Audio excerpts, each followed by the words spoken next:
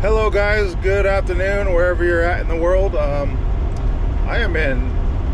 on my way from Casper, Wyoming to Riverton, Wyoming on drop number 9 out of 12, and I'm ultimately going to end up in Idaho for my three last stops. So I had a couple friends ask me about trip planning, anything related to trip planning. So I just thought I'll make a video and share it with you guys, and whoever cares will tune in and learn a couple things. So many of you might already know, and that's okay.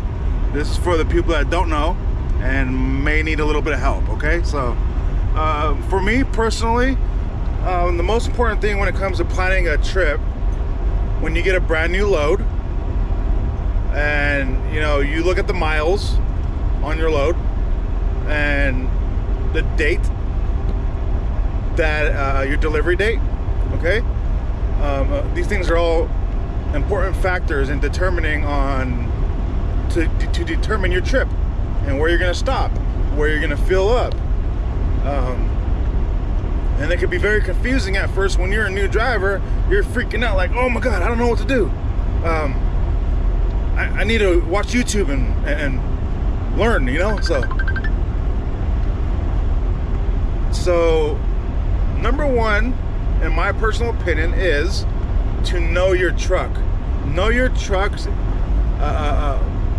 the way it handles at the speed you're going. Trucks are all governed at different speeds. So if you have a truck going, let's just use the 65 mile an hour speed. Typically, most trucks are governed around 65 to 70 miles an hour, which is a good fuel efficiency speed. Okay, so if you got a 65 mile an hour truck and you have a 1,650 mile load, you know that within your 11-hour driving time, you're gonna take about 3 shifts to get there, right? Because in 10 hours, say just use 10 hours as a good reference, you could run 600 miles, right? Just throwing those little numbers out there. You could adjust it however you want, just making it easy on you. So in a 10-hour period, going 60 miles an hour, yes, your truck goes 65, you can go 600 miles theoretically, correct? Do that, 60 times 10 is 600, okay? And you still have an hour left on your driving time for the day to find parking or drive a few extra more miles until you get to your safe place to park for the night. End your day, so you could take a 10-hour break. Okay, so know your truck. My truck I could go around 600 miles per half a tank. So I'm using half a tank as my reference. So since I could go 600 miles on half a tank, and I have 1,650 miles to my delivery, I know for a fact that I'm gonna have to fill up once at least. Okay, at least once, and then maybe a little bit more, another half tank. So you always want to fill up. You always want to add fuel in at around the half tank mark, especially DEF. You don't want to go lower than half a tank on DEF. Even especially during the winter season, your DEF tank's gonna freeze up, and you're gonna have all kinds of DPF issues and all that kinds of stuff, and your DEF lines are gonna freeze, your tank's gonna freeze. So you never want, and it can still freeze when it's full. It really can. So it depends how cold it is. Okay, so and windy. So just to mitigate all that, you just keep your tanks above half. Okay. Anti-gel for your diesel tank. You could use some of that. Okay, especially if you're going to be in the super cold areas during the severe winter weather. Definitely go ahead and invest in some of that gel, anti-freeze gel. I'm sorry. And so let me get back to my truck can go 600 miles on half a tank. So I know for a fact I had to fill up twice, okay? So knowing that information right there, you can make a pretty good trip plan, okay? And this is where, when it comes in handy to know where the truck stops are on your route. And if you're a new driver, you're not gonna know where these truck stops are, okay? So you have to resort to the, I'm gonna use Pilot Flying J app. That's the one I mainly use. So I resort to the Pilot Flying J app. And you go on there looking for the stores, and it shows a map of the whole entire country on there. All the truck stops on that map. And you could just look in the state you're in, zoom in. You can zoom in there and find more or less, and you know, the route you're gonna be on, and click on that truck stop right there, and it tells you how many miles away it is from where your location is. It tells you how many miles away you are to that truck stop. So if you know you can go 600 miles and you have a full tank already, try to look for one around 500 mile mark or something, you know, something like that. And that's where you want to fill up at. And of course, rewind a little bit. In order to determine what route you're on, you're going to punch into whatever GPS device you're using, whether it's a Rand McNally, your phone, Google Maps GPS. I mean, it depends on whatever trucker GPS you have. I use Google Maps. I don't use a Rand McNally or what's the other one they got out there? Anyway, the other one there. I use my Google Maps. I do very well. I've never had a trucker GPS in the whole 8 years I've been driving. So it is possible to get around the country without a Rand McNally trucker GPS, guys. So take my word for it. Now, moving forward, depends on what company you get into. A lot of companies, especially the big mega carriers, I think they prefer it. They set you up on a already pre-planned trip plan, like where they already have it plotted out for you, where your fill stops are, where you should stop and take your breaks at, you know, all this. Like, you don't have to do anything but follow along. It's like follow along truck driver, you know. It's like you're not really doing the work. You're letting the company do the work for you, and you're not learning anything. That's my personal opinion. You know, I have a friend of mine, I'm not gonna name his name or the company he's with, but he depends on his company to send him his trip plan, his fill stops, everything. He doesn't do the work. He follows along the GPS along everywhere in the whole country. And this brings me up to my next topic. Number 2 here, when you're a new driver, you really need to remember where you're going.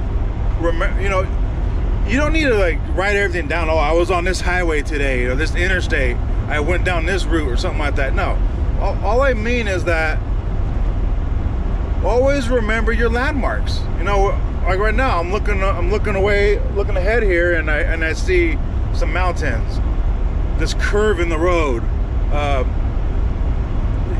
just little things like that. You know, remember the towns you drive through. So, you know, maybe 6 months down the road, oh yeah, I remember, I've been here before. I remember there's a spot to park over here. I remember this. So you always want to remember where you were. And that's the problem. A lot of these new drivers nowadays, they're not wanting to learn. You know, and that could be a dangerous thing too for themselves and for people around them. So this particular friend of mine, you know, he's so dependent on that trucker GPS and the Qualcomm, you know, the directions that the company sends you. He's got himself in pickles so many times I mean, he's damaged his truck so many times. You know, ripped bumpers off his truck, ripped the side fairings off his truck. He's trying to make U-turns down the road he can't make U-turns on, you know, and he gets himself in all these situations that are 100% avoidable. Okay, so for all you new drivers out there, just remember, when whatever road you're driving on, whether it's the Interstate 40, Interstate 20, 10, always remember what road you're on. And you know, 2, 3, 4 months down the road, you're like, hey, I've been here before, and you remember where the truck stops are. So you slowly start retaining that information. It's a slow process, guys. You're not gonna get this in a couple months. So, and the reason why that helps you out in the long run, just starting to remember, you know, it might take 1, 2, 3 years to remember for all this stuff to start really sinking into your brain. Okay. That down the road, when you get a load, say from Washington to, you know, Dallas, Texas, or something like that, you're up there on the 90. You got to go to 90 to 84, the 84 all the way down to Salt Lake City, right? I mean, we're going to Texas, right? So from Salt Lake City, you're gonna jump on Spanish Fork, the 6. You're gonna go through those mountain ranges right there, jump down to the 191, to the 491. I mean, like in my head already, I already know the route I want to take without even looking at a GPS to get to Dallas. I don't need a GPS to get to Dallas from Washington or anywhere. I don't need a GPS at all. The only reason why I use a GPS is really just to the speed traps. That's really it. And if I'm getting close to a delivery, I throw the GPS on to, you know my turns. You know what I mean? I don't know where I'm going in each little city unless I've been there before. In new cities, I throw the GPS on. So, let's see what else here. Just start remembering little things like in the United States of America, the interstates are odd, even, or even, odd. They're even and odd, right? You know, Interstate 5, Interstate 15 in California, and they run from west to east, from the lowest number to the highest number, all the way in the East Coast. It's Interstate 95, running up and down the coast right there, Interstate 95. So you see the pattern. Anywhere in between, you got Interstate 5 on the west coast, Interstate 95 on the east coast, and every number in between that. And that's running north and south, okay? Always remember that. Odd numbers run north and south. Even numbers run east and west, or west to east. And it's important to know that, especially when you're planning your trips. That's just a little bit of trucker tip right there about the east and west, north and south. So, you know, if you look on the map, you know, if you don't know this already, which I'm sure a lot of you veteran truck drivers already do, as you should, you new drivers, look at a map, open up your road atlas and study the map. You know, that's what I did. I studied the map when I was new, and I love maps in general. So, and those globes, I love those globes, and just old, like, antique maps. Those are, I don't know, I just love looking at those. The ones with the little terrain on them, those are so cool. So study the map and just see from the most southern to the most highest point to the north, the interstates. So all the way at the top on the northern United States, you got Interstate 90, and that goes all the way from Washington all the way to, you know, upper New York. Goes way up there, right? So Buffalo, New York, and all that, it runs way up there. And you got the 80. It runs from Sacramento, California, all the way to where the heck does the 80 go? That goes all the way to Pennsylvania, right? Pennsylvania, New Jersey. Anyway, thinking too much over here. So my point is, you know, so those are the even numbers. And it runs all the way down to the south. You got Interstate 10. It runs all the way from California all the way to Florida. And it's just, you know, relatively a straight line. It was, you know, it's pretty much on the map looks like a straight line almost. So some curves and twists and all that. But, you know, just things like that. You always have to, especially for new drivers, you need to start remembering that. Start studying your maps. Very important, guys. Well, I think that's it for now. I don't think I'm missing anything, and if I am, I'm sorry. I just want to share a little bit of my personal experience, what helped me when I was a new driver, what I did. And I have a lot more things I want to share with you, but I could do that on a future video. So for right now, you guys have a blessed evening, blessed afternoon, morning.